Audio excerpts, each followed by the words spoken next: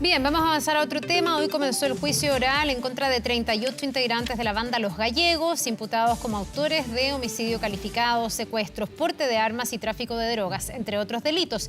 Se transforma esto en el primer juicio al crimen organizado en Chile, todo en medio del auge de nuevas bandas y de la crisis de seguridad que está atravesando nuestro país. Vamos a profundizar en este tema. Nos acompaña para esto el consultor en crimen organizado internacional, Pablo Ceballos. Muchísimas gracias, Pablo, por estar con nosotros. Bienvenido. ¿Qué tal, Pablo? Buen día. Buenos días, Carla. Buenos días, Raúl. Muchas gracias. Bueno, estamos ya en marcha con la audiencia de formalización contra los gallegos. ¿Qué señal es la que está mandando hoy día el Estado de Chile y cómo esto lo aquilatan también otras bandas que están operando en el país o que presumiblemente tienen a Chile como un destino final? ¿Los puede inhibir, los puede desincentivar? Bueno, eso lo vamos a saber en el futuro cuando tengamos los resultados de este juicio. Sin embargo, creo que adelantar y que la gente sepa que este es un juicio tremendamente profesional que realizó el Ministerio Público y las policías.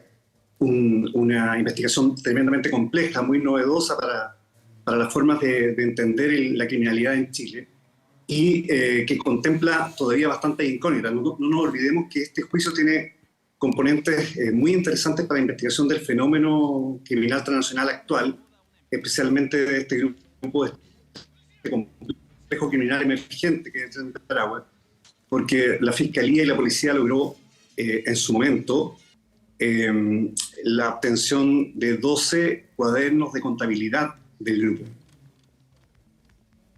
Esos cuadernos de contabilidad del grupo nos demuestran un entramado económico de mucho interés investigativo, sobre todo para entender cómo funciona esta estructura, que ya no es una estructura simple, sino más bien es una estructura compleja que nos demuestra la presencia y el ingreso del crimen organizado al país, lamentablemente. Pablo, todo esto de la novedad, de lo que significa tener estos cuadernos de contabilidad, es tan llamativo, es tan importante porque todavía en Chile no se conoce exactamente cómo funcionan estas bandas y cómo se da este fenómeno del crimen organizado. En el fondo, ¿se van a revelar antecedentes que todavía nos puedan llegar a sorprender? Yo creo que ya hay muchos antecedentes públicos que no tienen que sorprender. Por ejemplo, esta organización ha realizado actos de intimidación a fiscales, a policías, ha intimidado también a testigos. Hay bastantes eventos que todavía están en la sombra, ¿no es cierto? Como la develación de este intento de conocer quién eran los testigos del grupo, los agentes encubiertos. Por lo tanto, tenemos mucho que observar en este modelo criminal. Sin embargo, creo que la posibilidad real de que logremos comprender con este cuál es el real impacto de la criminalidad en Chile es lo que más hay que observar. Es un fenómeno bastante común en otros países que no estaban acostumbrados a esto. Lo estamos viendo muy fuerte en Ecuador, todos lo sabemos. Hoy día lo observamos también en Costa Rica, un país que no tenía las mismas características que estamos teniendo. O sea, hay una emergencia criminal transnacional de grupos nuevos en la región, bastante preocupante y de la que tenemos que ver mucha atención. Este es un juicio clave para comprender definitivamente cuáles son las pruebas, la evidencia, el método investigativo que tiene Chile para aumentar su capacidad de resiliencia ante el ingreso inminente de las estructuras criminales. Pablo, y en su experiencia, ¿en qué fase está hoy día nuestro país? Porque cuesta ponderar los delitos por separado, ya tenemos algo un poquito más globalizado que es este juicio con casi 40 personas, otros que se han sumado en el último tiempo, pero Chile hoy día está en una fase incipiente, ya está consolidado el crimen organizado, estos juicios pueden de alguna manera espantar a algunas bandas. ¿Cómo lo observa usted con su experiencia? Yo creo que hay la conjunción de varios factores. La primera, tenemos una transformación de la delincuencia tradicional chilena. Ya no es una delincuencia tan fragmentada, tiene tendencia a actuar en red, tiene tendencia a organizarse. Eso es una lógica de supervivencia. Probablemente vamos a ver estructuras nacionales también con capacidad de salir fuera de Chile en el futuro, no inmediatamente. Creo que estamos en una etapa muy compleja donde los grupos están tratando de superponerse unos contra otros y por lo tanto es muy evidente la violencia, el patrocinio de la marca, tratar de fomentar los fenómenos de gente que quiere pertenecer al grupo sin serlo, o sea, imitadores, tenemos franquiciados. Estamos en un momento complejo, pero insisto, creo que es súper importante decirlo, no es un momento único de Chile, es un momento que está viviendo toda la región, en algunas etapas más avanzadas. Lamentablemente Chile pareciera que está también en las etapas un poco más avanzadas de esta presencia internacional de grupos que no eran conocidos. No olvidemos que el 2019, en un informe de Transparencia Internacional de Venezuela, habla que hay 19 megabandas y que dice que una de ellas es el Tren de Aragua, pero que no ve el potencial transnacional. Eso es 2019, hoy día estamos en 2024 y sabemos que el Tren de Aragua tiene capacidad de controlar trochas, rutas, está muy poderoso en Chile, hay más de una fracción en Chile operando, no sabemos si las fracciones están coordinadas, vinculadas, si obedecen a un mando único. Hay mucho que averiguar y creo que lo que ha hecho la Fiscalía, lo que ha hecho las policías para entender este juicio a los investigadores de crimen organizado nos va a ayudar bastante para comprender. Siempre hemos dicho que probablemente la visión más actualizada que tenemos es una fotografía del pasado, lamentablemente. Esto nos va a ayudar bastante. Ya, bueno, eso relativo a este juicio, lo que puede aportar, pero también con lo que ya se sabe, Pablo, y desde su expertise, se ha descrito harto que hay distintas etapas en la instalación del crimen organizado y la primera tal vez es esta como disputa territorial, que hay mucho entre ellos para manejar y controlar territorio en desmedro del Estado, que empieza a retroceder. Muchos sitúan a Chile en esa fase. La pregunta es cuánto falta para que eso se pueda llegar a asentar y cómo se evita desde el Estado que se logren asentar y que definitivamente el Estado pierda territorios, que en algunos lugares ya ha pasado, y que esto termine siendo una batalla sin retorno. Parto por la respuesta más fácil. La única forma de contrarrestar el crimen organizado es la presencia del Estado. Cada vez que el Estado se retracta, el crimen organizado puede avanzar en las condiciones con las que se encuentra hoy día de Chile. Respecto a las etapas, estas no son etapas secuenciales, normalmente funcionan como especie de círculos concéntricos donde podemos avanzar y después retroceder, etc. Sin embargo, la primera etapa, que podemos definirla como de intimidación muy visual, muy violenta, donde el Estado reacciona a lo que estamos viendo, prevalece una etapa que es más compleja, que es la penetración del tejido social, que por lo menos en Cerro Chuño vemos que ellos ya habían logrado ciertas implicaciones de control territorial y control también de estructuras sociales.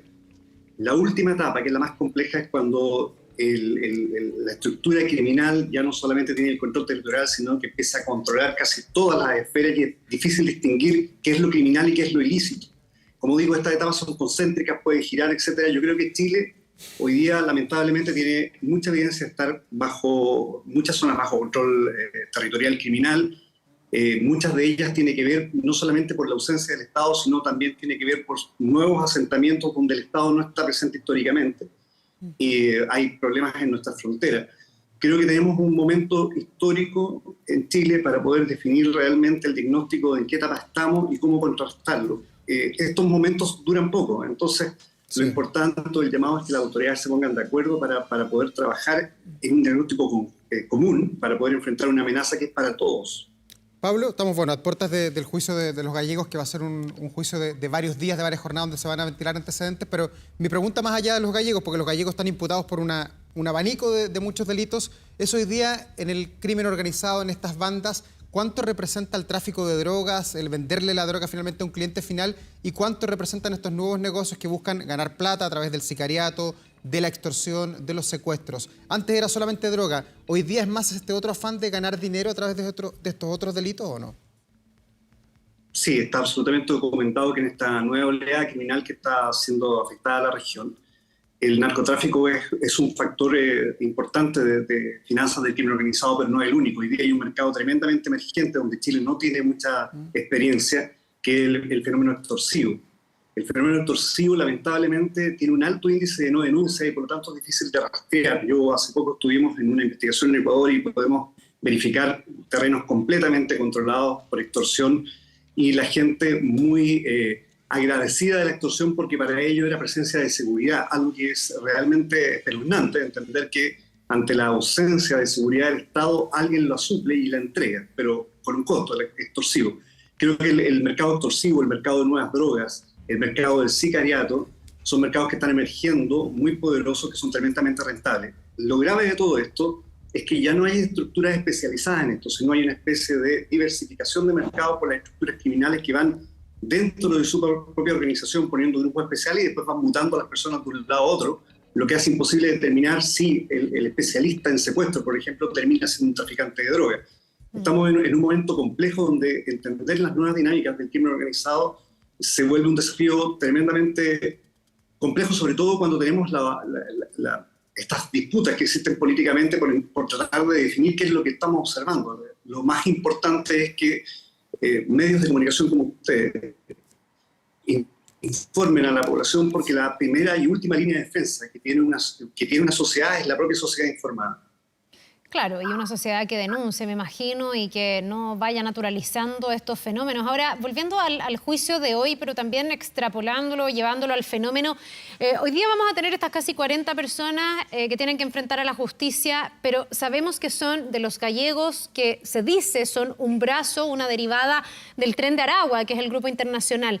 Cuando tenemos a estos 40, ¿estamos hablando de los líderes o los líderes están fuera, manejan a distancia estos grupos? ¿Y qué tan fácil es que después, sacando estos 40 de circulación, si es que eventualmente son condenados por la justicia, supongamos en el mejor de los casos, que lo dudo, pero que pasara que se van los 40 presos, ¿qué tan rápido se rearman? ¿O hasta dónde llega esa organización hacia abajo? Porque si no, empieza a ser como una cosa media eterna para el Estado si es que tienen rápido nivel de reinvención, ¿no?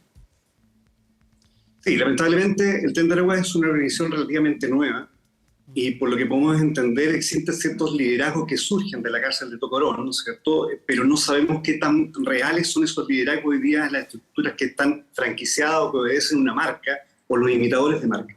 Lo que sí está claro es que esta investigación y este juicio que se inicia es un golpe muy fuerte a la estructura de los gallegos, pero los gallegos están muy presentes también en Perú.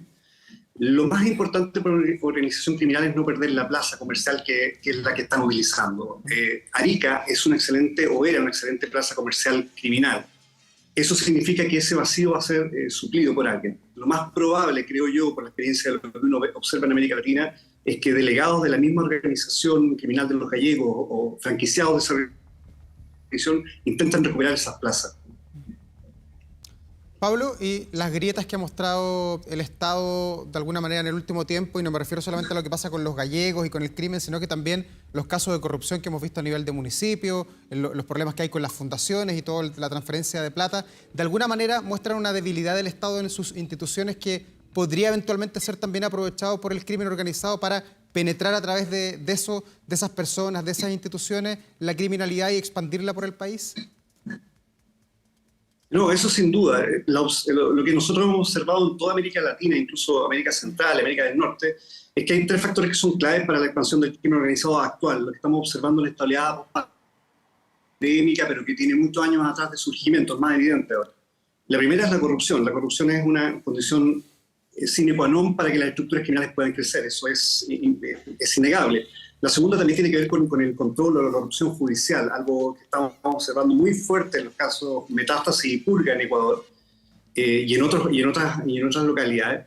Y la tercera es el control territorial. Esos son los componentes que uno tiene que observar en su país y compararlo con lo que veíamos antes, ¿no es cierto? ¿Cuánto ha avanzado el control territorial hoy día en Chile? ¿Cuántos casos tenemos de corrupción judicial? ¿Cuántos casos tenemos hoy día de corrupción de fixers que pueden vincularse, ¿no es cierto?, entre organizaciones criminales y el poder político, otros tipos de poder?